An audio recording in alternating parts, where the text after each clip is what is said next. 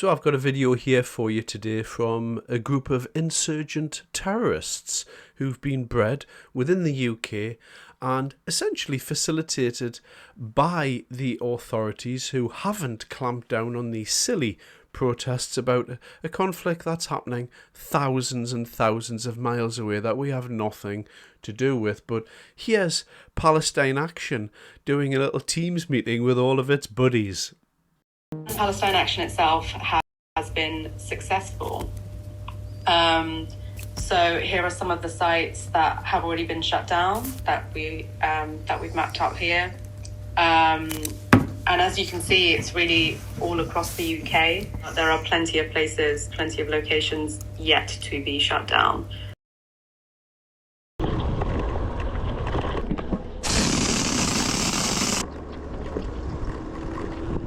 It's either manufacturing, it's factories, it's headquarters, offices, whether it's locking yourself on, whether it's getting up on a factory and starting to hit everything that you can find with a sledgehammer and everything in between.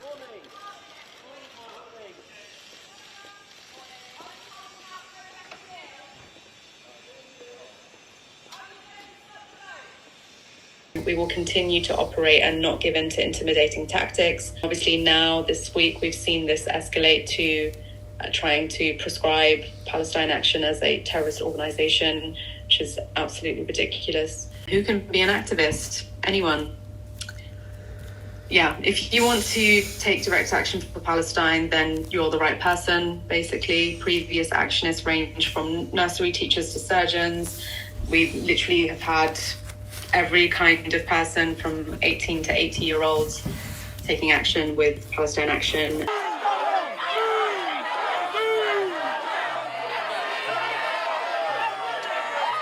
Prior to your action, you'll be given contact details, as I said, to a solicitor, which will be written down on your arm. They specialise in protest cases. We do not use duty solicitors. They will apply for legal aid on your behalf if eligible. Everybody, as I said, even if you're a millionaire, you get free legal advice in the police station. Other than that, highly recommend taking a book. Most of the time at a police station, they'll either say they don't have any, or when they do, it's such trash. Well, there you go. This is domestic terrorism. This is the very thing that it is. This young lady here has been polluted with the Palestine conflict, the Gaza conflict, and these protests that have been going on week after week after week have drawn this out of people, and now people are starting to believe that it's actually real. I can tell you that nothing that happens in this country matters one jot to what's happening in Gaza or in Iran or in Israel or anything round the Middle East. They don't care. They'll get on with whatever they're doing.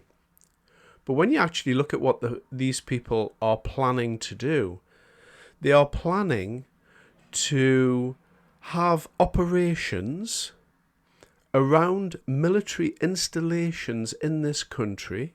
This is our military bases we're talking about here. So this isn't some type of protest going down the high street. We're talking about the United Kingdom's military bases and installations that protect the people of this country. This group is targeting these places and wanting to do as much damage as possible.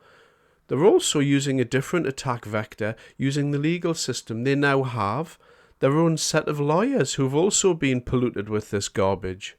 And as she said, people from nursery school up to surgeons. Well, isn't that a comforting thought if you next time you go for your operation? And this has been fomented and allowed to happen by successive governments which have allowed people in protests to get out of hand. They should have stamped down on these protests as soon as they started. These Gaza protests are utterly pointless. They serve no purpose at all. And another thing to throw into the mix, of all the people coming across the channel in small boats, now we've created a situation where We have a steady flow of people coming from who knows where. It's been alleged that there's about 17% of channel migrants who are Iranian.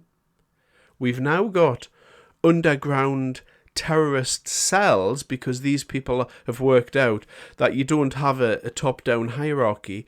What you do is you split off into little cells, and that way if one cell goes, there's all of these other cells that spring up. And so you've got terrorist networks operating within the United Kingdom by British people born and bred here. And now we have illegal migrants coming in from who knows where. And I think when you put those two things together, it spells trouble. And on that little clip where you saw Yvette Cooper walking in and a half a smile as she walks into number 10, I mean, she looked like she's aged about 50 years since she's been in office since last year. But they need to get this group prescribed as a terrorist organisation, and they need to stamp down on this. And bearing in mind, of course, that people like Lucy Connolly got 31 months in prison for a tweet. I wonder what that young lady's going to get for that little video there on Teams. Thanks very much for your time.